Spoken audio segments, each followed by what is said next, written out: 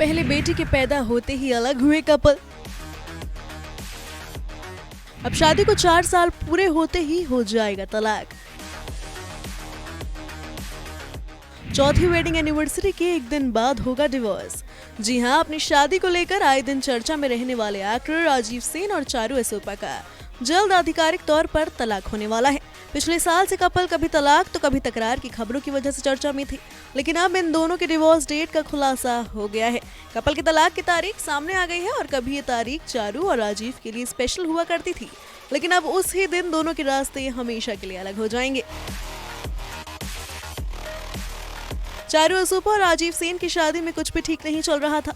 पिछले साल दोनों ने एक दूसरे के खिलाफ कई बयान भी जारी किए और चारू ने राजीव पर घरेलू हिंसा और कई आरोप भी लगाए। तमाम आरोपों और बयानों के बाद पिछले साल ही इस कपल ने एक दूसरे से अलग होना बेहतर समझा और कानूनी रास्ता अपनाते हुए तलाक के लिए अर्जी भी दायर कर दी।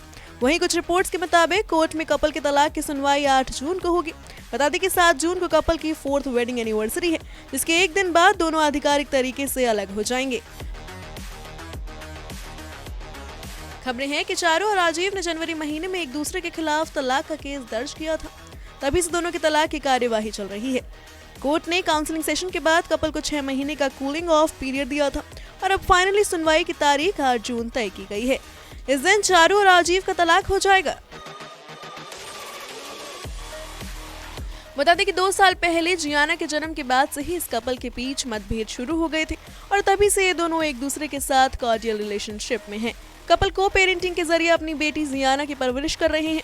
फिलहाल चारू और राजीव दोनों अपने मतभेदों की वजह से अलग रहते हैं और उनकी बेटी जियाना अपनी मां के साथ रहती है। आउटिंग पर साथ देखा जाता है।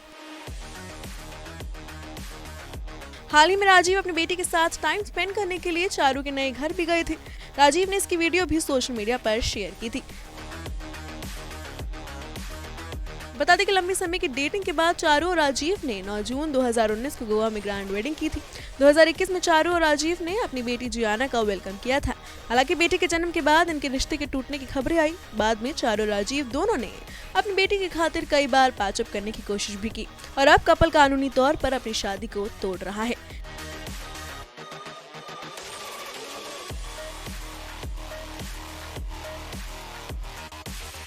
Bureau report E24।